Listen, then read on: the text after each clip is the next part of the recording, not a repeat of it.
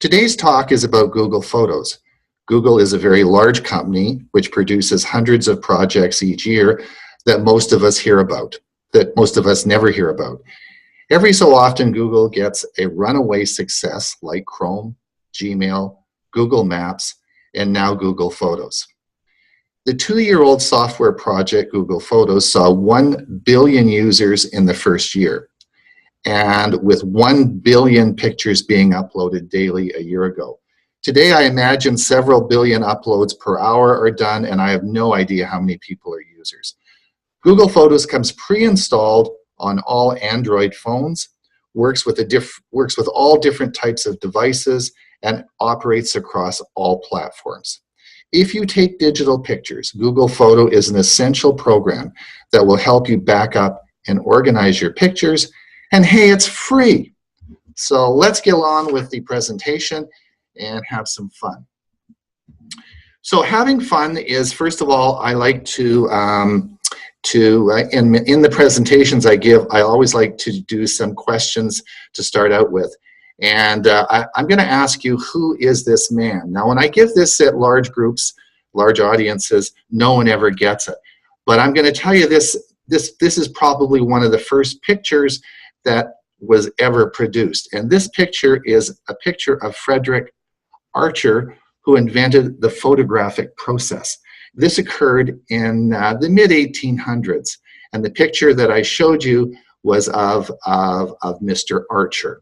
And that's from the mid-1800s. Now, the second picture I like to show at conferences, I show this picture here. Now, often a few people get who this person is, and of course, that is George Eastman. And he was an entrepreneur who founded the Eastman Kodak Company. But again, what you have to understand that this occurred in the late 1800s. And by 1899, the Kodak Brownie was, of course, you were able to purchase that and take pictures. So in the late 1800s, George Eastman had a company, and you could take photographic pictures. Now, the next person that I have some fun with is this person. Nobody ever gets who this person is. And I like to have some fun saying he's sort of an athletic-looking guy. He has a medal around his chest. And to me, he looks a bit Swedish. So I would say this is probably an Olympian who has won a prize. And of course, if you believe that, you know I'm just pulling your leg. This man is Steve Sasson, who was the inventor of the digital camera. So these are the three people that you need to know about. There's Frederick Archer, who of course created the photographic process, discovered it. There's George Eastman, who made cameras available to everybody. And there's Steve Sasson, and we're going to talk about Steve in a minute. So as you look at this picture here, you'll see that on the left side of this picture is the first digital camera. This is, and there in the right, you'll see Steve holding the camera. Now, the important thing for you to understand is this occurred in 1975, and Steve actually was an engineer for the Kodak company. He actually, they had him working in the engineer department to design or discover or create a digital camera. And who knew that a man in the Kodak company would create a technology that would eventually lead to the demise of the company, which is really interesting. So you have the new technology, which is of course the digital DSLR on the right, and of course the old camera on the left. So I wanted to show this picture. What is interesting about this picture, of course, is Kodak cameras 1889 to 2012. 2012, the company ceased to exist.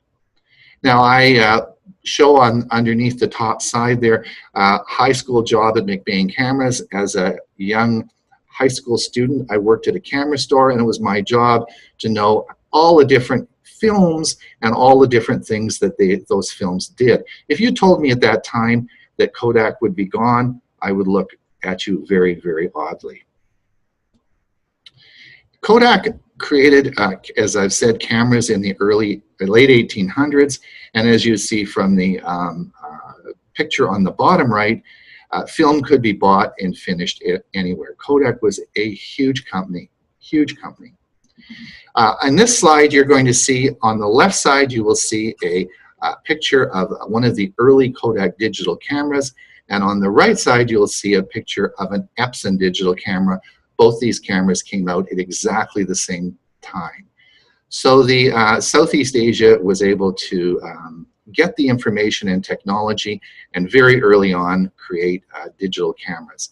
A lot of people criticize Kodak for not having the ability to patent and lock down their technology, but I think Kodak was ultimately a film company and not a technology company, which of course Epson was. And there we have it, and the history is here, where this is now the current technology. People are taking digital pictures in great numbers. If you look at film cameras, you will see in this picture, you'll see that the film cameras peaked with pictures in about 1997 and then fell off and became almost non-existent in 2007. Most pictures are taken with smartphones, and if you look at smartphone victims, you'll see MP3 players are pretty much gone now. Portable navigation systems pretty much gone because the smartphones all have that on them. And of course, digital cameras way down in sales because of smartphones, because we have such good photography. So smartphones are really where the pictures are taken. Now this slide, I'd like to just point out to everybody, if you look, you'll see that in 1947, the graph starts in 1947, and as we move along, you'll see we start taking more and more photographic pictures, and when we come up to about 1997, it just goes crazy. And with the advent of digital technology and digital cameras, we now take an unbelievable number of pictures. The end here is not true. I don't know why this graph sort of fell off, but this just keeps going up and up and up. And as I've said before, Google Photos uploads now over 1 billion. This was an older slide, and this was about a year ago, 1 billion photographs a day. There'd be several billion photographs that Google Photos is going to be uploading. All right, so if we look at our pictures and all the historical pictures that we've taken, this is sort of how we've sort of stored them, categorized them, put them in folders.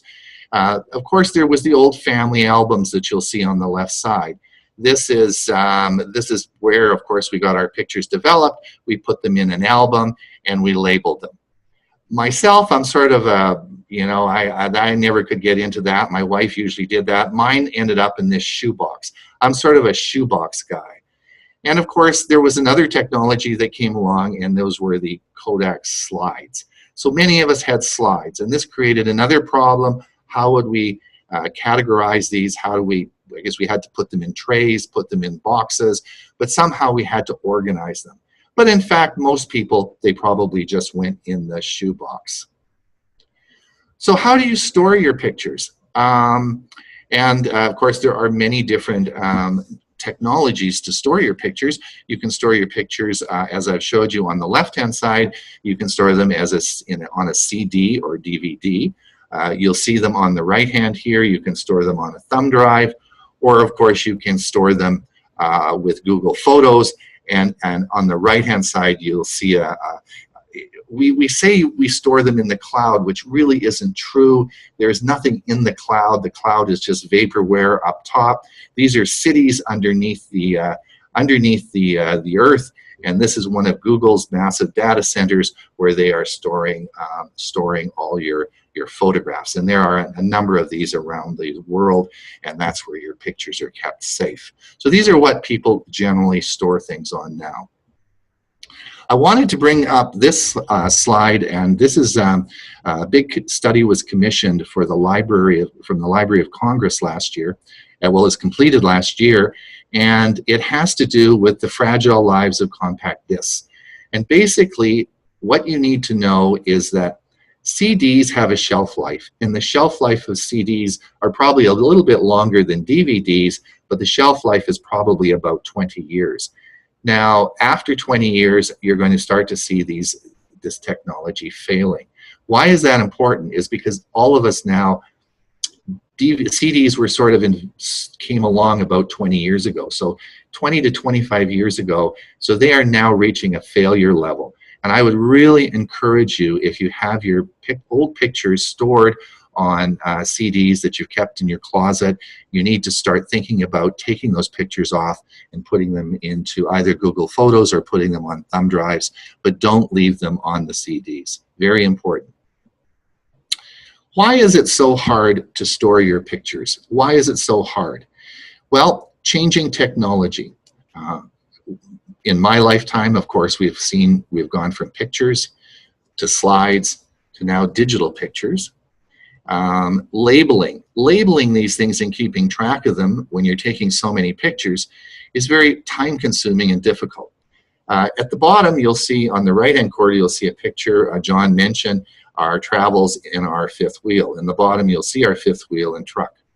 Now, I was sort of a shoebox guy before we left, but Gail and I, my wife, decided that we were going to really make a concerted effort to keep our pictures organized and store them. And we chose Flickr. We chose to have a blog. And so each day we took maybe 100 pictures. In the evening, Gail would take all of the electronic pictures and she would label them. She'd then give the computer to me and I would upload them to Flickr and update our blog. Now, that took us probably about an hour and a half each night to do that. Very labor intensive, a lot of time spent. So people just don't do that. Uploading requires a backup strategy, and then you have to say, where am I going to put my files? Am I going to put them in Dropbox, Google Drive, OneDrive? How do I sync them to multiple family members? Who can see your photos? And how are we going to archive these after death? So there's a whole bunch of problems, and Google Photos solves most of these issues. So what is Google Photos? Google Photos, as you'll see on the bottom right, you'll see the emblem that will show you Google Photos. And it basically is a service from Google to organize and store your photos. It is not a photo sharing site. One of the common questions I get asked when I do these presentations is, who can see my photos? Google Photos is your own personal storage of your pictures in your own Google Photos directory, and no one else can see those pictures unless you want them to be seen. So it's not like Facebook, when you're going to put them on there, or Flickr, you're going to put them on, lots of people are going to look at them. These pictures are in your own private domain, and no one can see them unless, of course, you want them to be seen. And it really helps people who take lots of pictures and videos because it's so easy. They're automatically uploaded, categorized, and stored for you. Google Photos works on all devices, works on smartphones, tablets, laptops. Of course, people, when they take pictures, want to share them. So indeed, you can share your folders and you can share them. We'll talk about sharing. And so you can share your pictures if you want. It also, most people really, as I said, don't enjoy managing their photos. They like to take lots of pictures, but their pictures are generally just stored on their smartphone, and their smartphone just keeps filling up till they buy a new one with a larger hard drive. So Google Photos will help you with that. I wanted to talk about some photo sharing sites. Google Photos is not a photo sharing site, but in the past we've had Picasa, Flickr, and Facebook. As you know, Picasa is retired. Google retired Picasa in favor of Google Photos. The software Picasa can still be used. It's not downloaded from Google, but if you do use Picasa software, it will never be updated, but it is still functional and you can still use it. So I wanted to talk a bit now about Google Photos. Google Photos, I want you to think of Google Photos as a big shoebox in the sky. In other words, we're going to put all your pictures in this shoebox. And they're only going to be organized chronologically. They're going to be organized by date. Now, once we put them all in the big cloud, and we organize them by date, if you wish to have albums, you can certainly create albums, but this is not necessary. You can certainly share your photographs if you want, and you can certainly edit them and correct your photographs as well. But as you know, Google's famous for its searches, and I'm going to show you some pretty incredible things, and you can search these photographs in many, many ways. The other thing I put on here is I put this picture down here of sharing your library. Early on, when Google Photos came along, it became apparent that one of the problems would be, let's take example, a husband-wife situation. In most cases, the husband and wife would be traveling together and both be taking similar pictures of their holidays.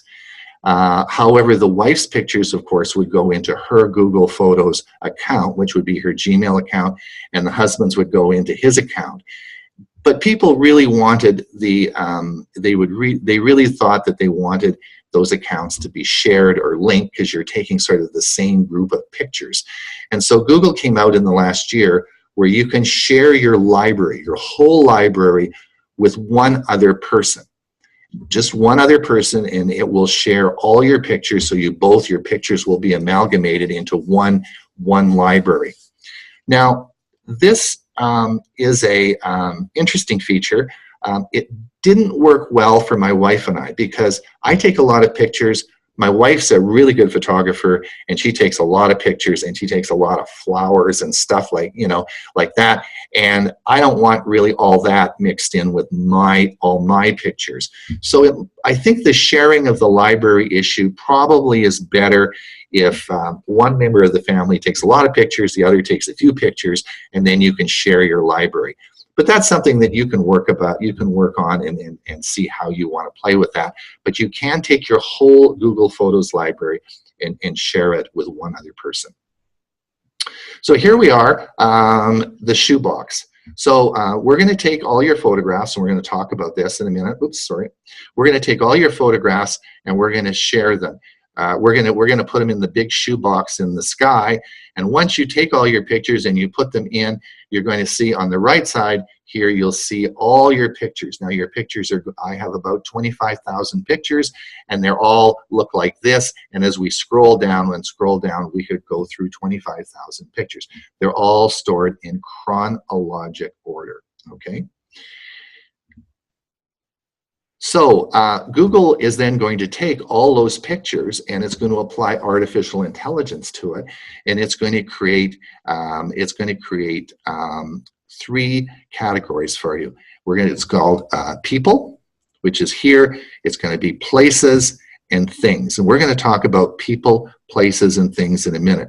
And this is the beauty of Google Photos. It's going to label and analyze and categorize all your pictures for you without you doing a thing. So let's show you how that's going to work. Now, remember, I said who can use Google Photos? It works across all platforms. So all Android users can use it, iOS users can use it, Windows users, Kindle Fire, there's a third-party app that works with that. And of course, if you have Unix, then you would use it as a web-based product. But it works across all platforms. Now, where is it found? Well, it's important for you to understand that there's two versions of Google Photos. There's the PC or web-based, which you will find if you go to www.photos.google.com and you log in there. That is the web-based program. Now, you also, if you have iOS or Android, will download and use the app, and you'll use the app to see Google Photos. Now, it's really important that the app works best. You always want to be using the app. The menuing and the actual ease of use works best on the app.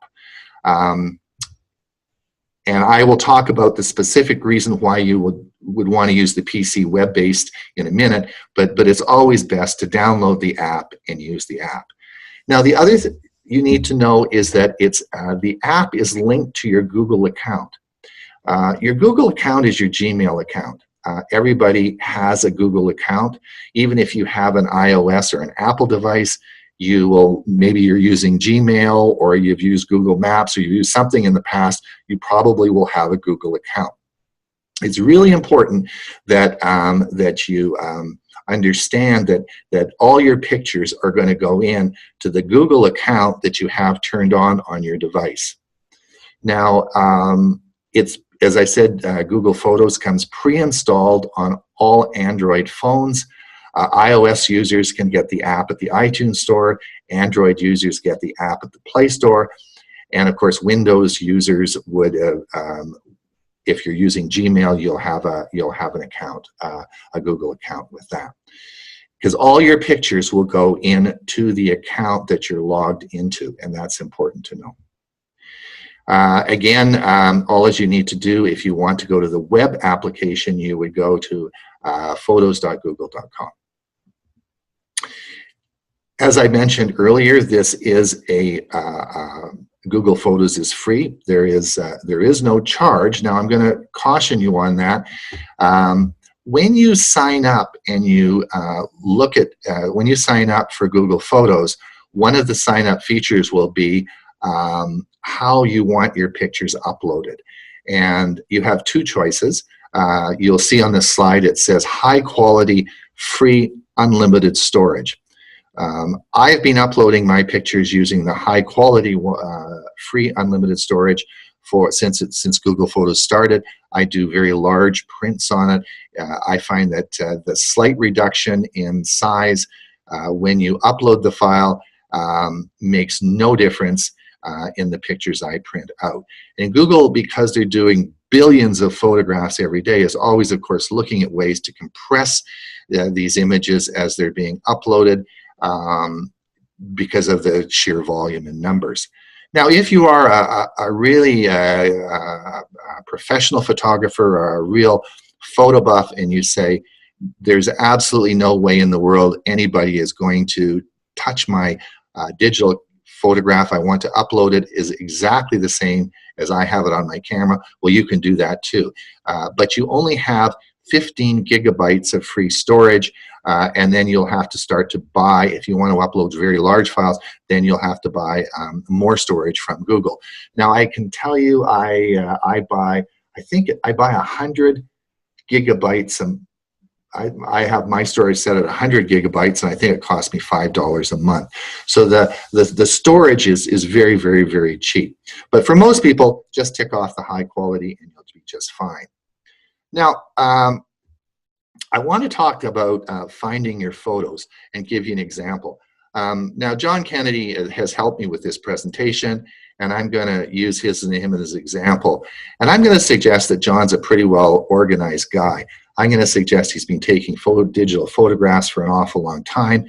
And John probably has them each year. He burns a DVD and has them sitting in his closet. So let's say I'm going over to visit John at his house, and I say, John, I want, we went fishing 10 years ago, and you caught that really big fish. I'd like to take a picture. I'd like to see that picture of that fish. And John will say, well, let's go. I can do that. I'll go in my closet. I'll get my 10-year-old DVD. We'll plug it in the computer, and I'll show you the picture of that fish. Well, he goes in the closet. He brings the DVD back. He puts it in his computer, and of course, it's not there. And my wife says, no, you didn't go fishing. It was 8 years ago he caught the big fish. Then John's wife says, no, it's not. It was 13 years ago. So catching the big fish. With Google Photos, all you'd need to do is put in John, Ron, fish, and it would bring up all the pictures of us with the fish. So our memories are not that good, and so even though we have spent a lot of time in the past categorizing and storing and putting pictures into these DVDs, it's still not that easy to find the pictures, and Google Photos just makes it that much easier.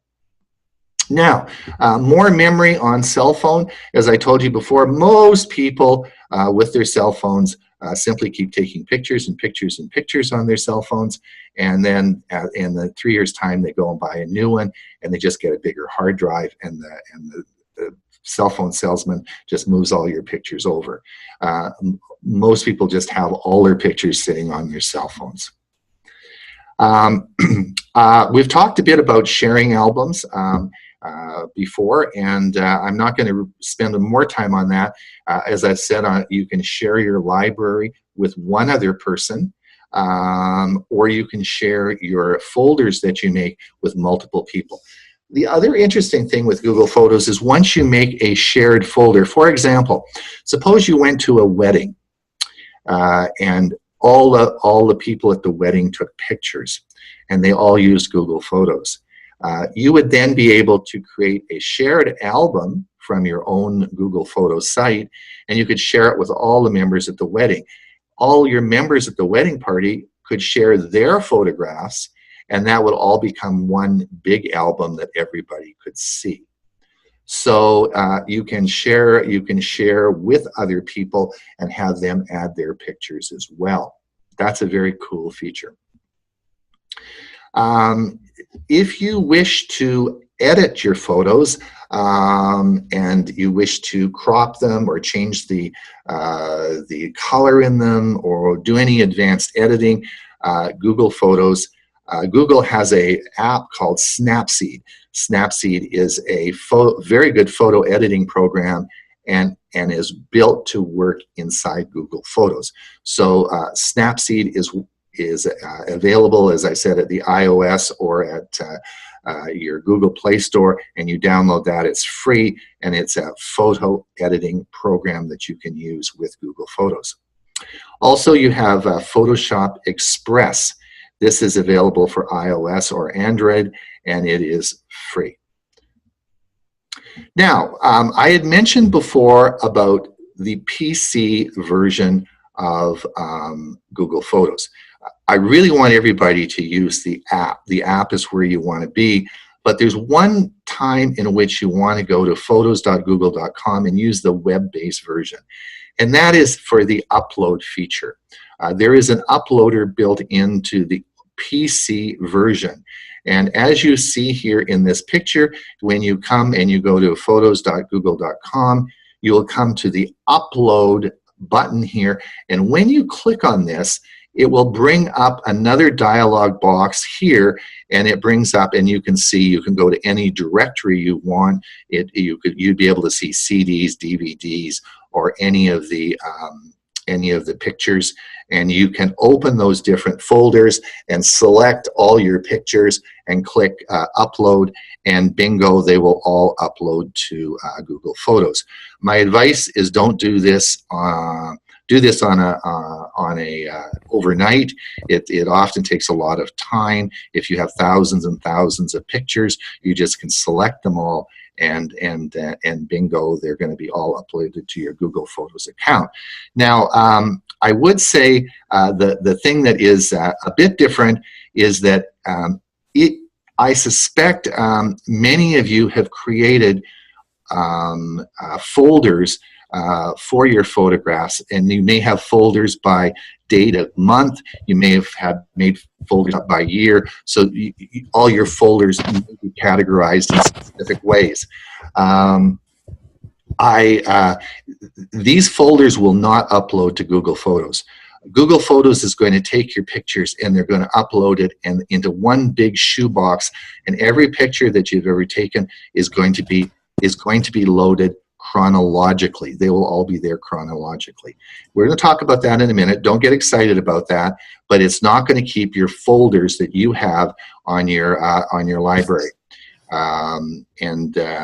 So anyway, that's just wanted you to understand that. Now, the next thing I wanted to talk about is backup strategy, and why is my data plan costing me so much? So this is important for you to know. If you now go and purchase a new iPhone 8 and you go to Verizon and buy that, You then like Dropbox, and you install Dropbox because you use that all the time. And because of this great presentation you're listening to, you also install Google Photos. So you then go to the park with your grandchildren and you take 100 pictures. So my question to you then is, how many pictures will you upload as a backup? Now, many of you will say, well, that would be 100, but in fact, it's not. You're going to be backing up 400 pictures. And here's the problem. iCloud in an iOS device is by default turned on. So you're going to be backing up your pictures to iCloud.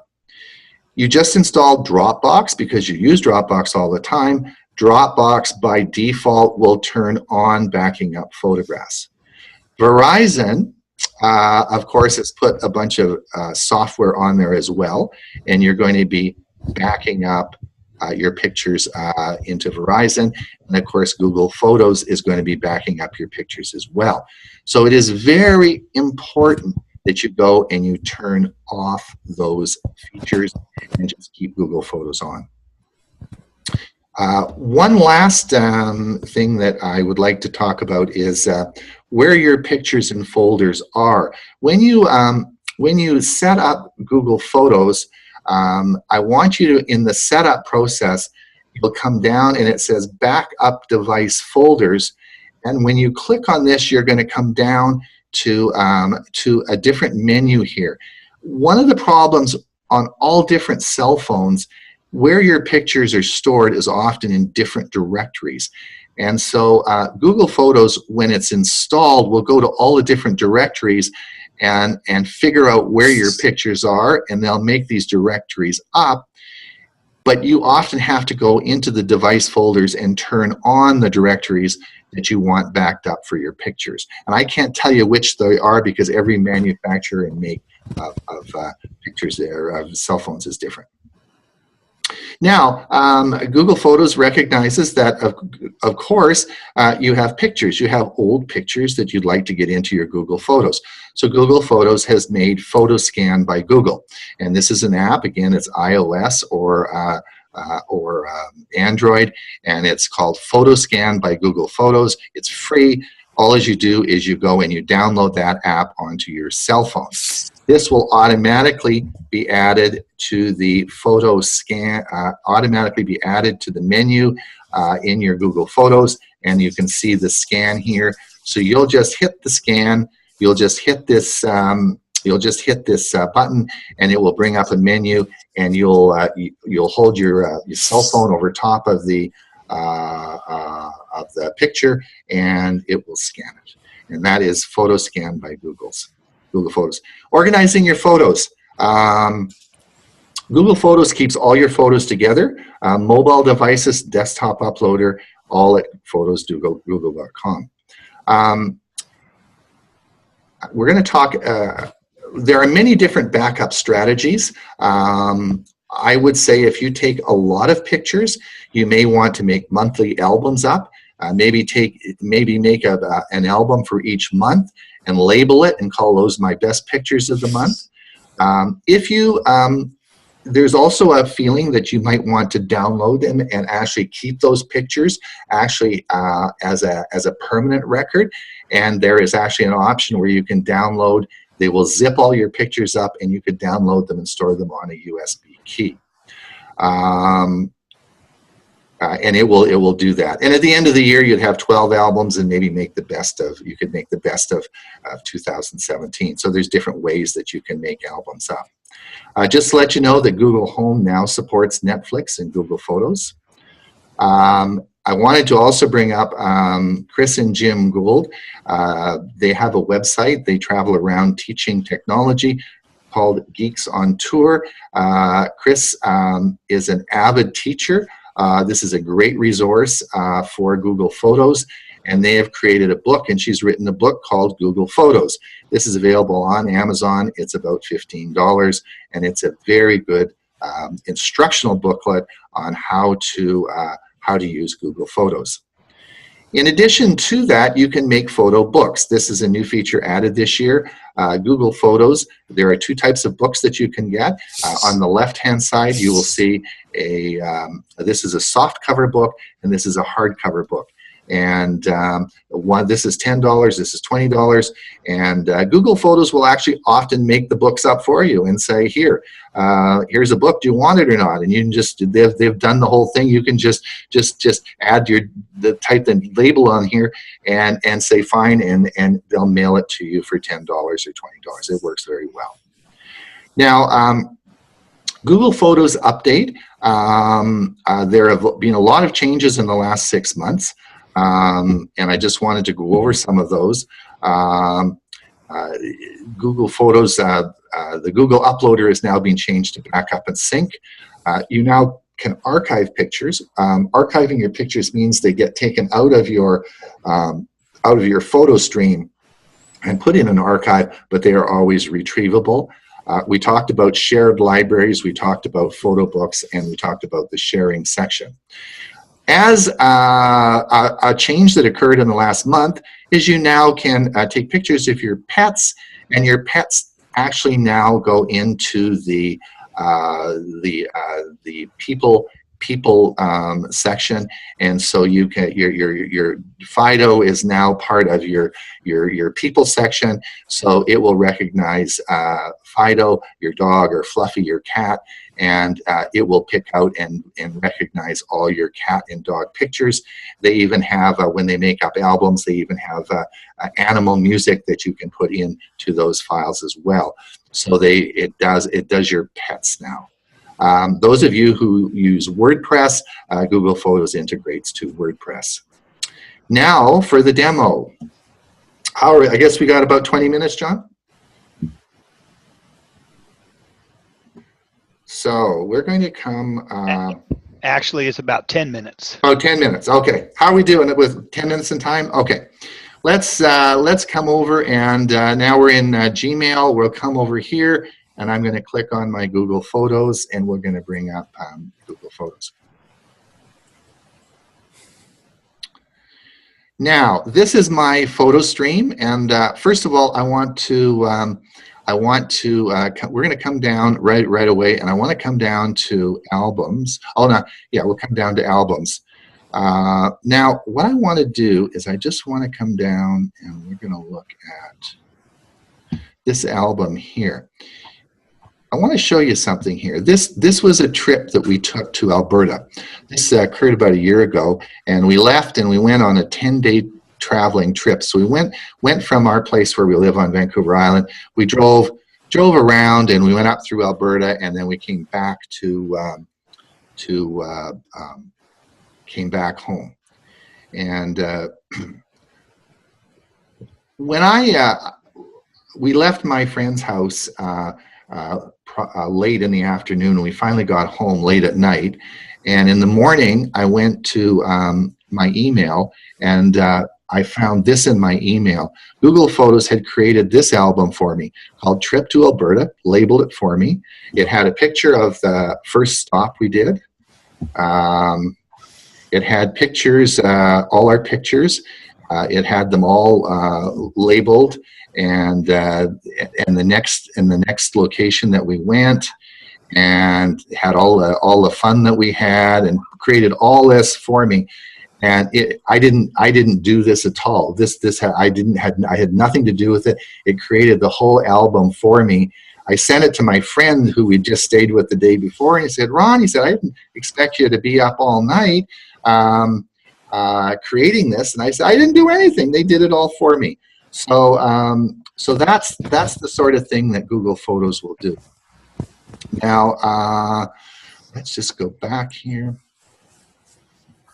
and we're going to come we're going to come up to people. So I want to show you people. So when I click on people, Google Photos is going to take all your 20,000 slides or 20,000 pictures, and it's going to find faces in all these people. So I want to come down, and I want to show you Sam here. Now, first of all, this is the only time when you probably would be a good idea to label these pictures, because this is, of course, me. This is my wife, Gail. So in the search, I can say I want pictures of Ron and Gail. And Google Photos would know the pictures, but it wouldn't know the names. So once you label this, it will figure out all the pictures that you have. But let's say I want to see all pictures of my grandson, Sam. So I'm going to pick this here, and these are all the pictures of Sam. But these are the recent ones. But now let's watch here as I scroll down. And I come down, and they get younger and younger and younger. And guess what? These are his baby pictures, right? So it doesn't matter. It does not matter how young or old. Once Google Photos does the facial recognition with its artificial intelligence, it will take, with perfect accuracy, all your photographs, and it's going to tell who the faces are in those pictures. Amazing, amazing. In fact, one of the advances now that it's going to have is it not only is going to be able, it's going to actually, if you take a picture with 5 people in it, it's going to say to you, do you want us to email that picture to those 5 people? It knows who those people are, and you just say yes, and it's done. So it's an amazing, amazing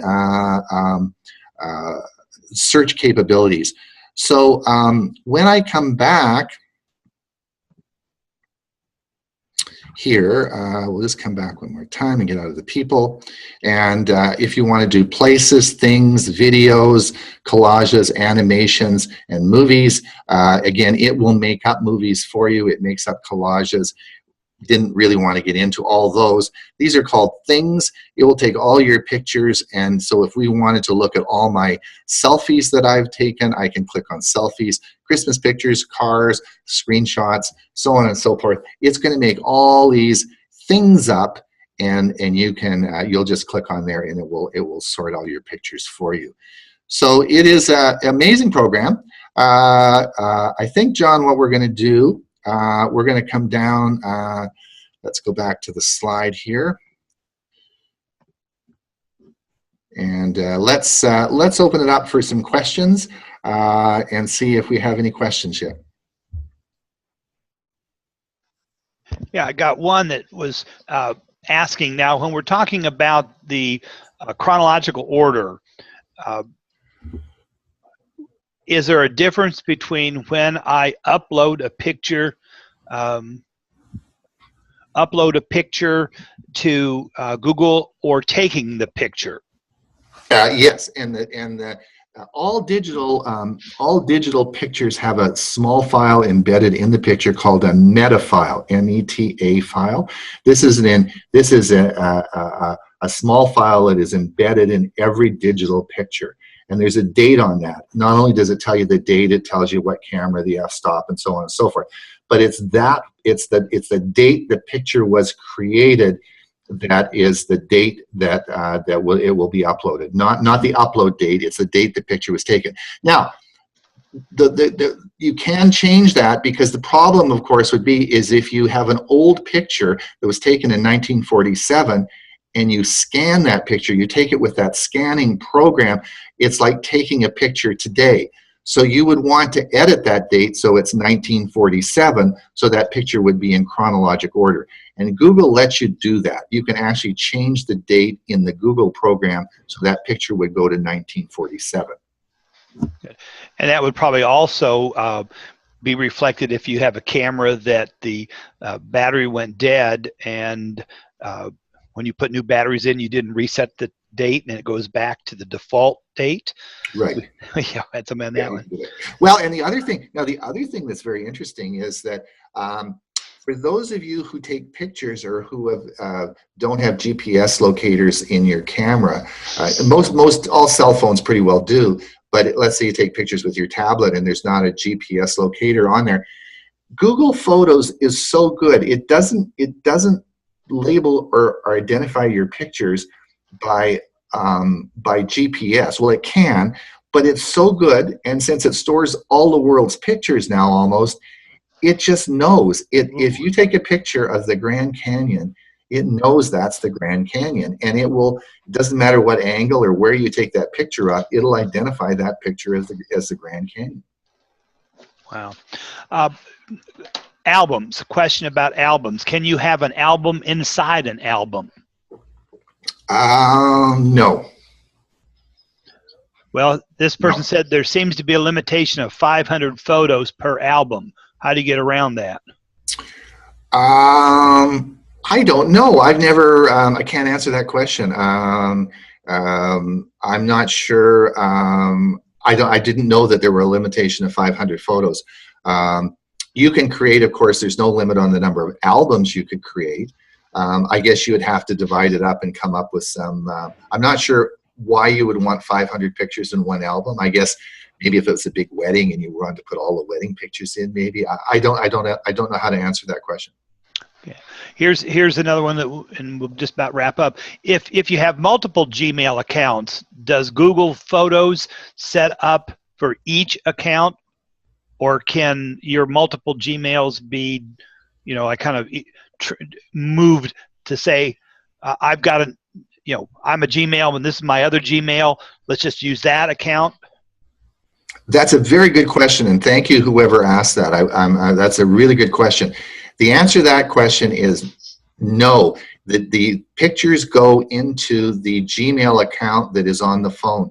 So if you have multiple Gmail accounts, you must make sure that the account, for example, if I have a personal account with my personal Gmail on my phone, if I then go to Gmail and I change the account to a business account, and then I go and take a bunch of pictures, that's all going into my business account. You cannot amalgamate them from different accounts.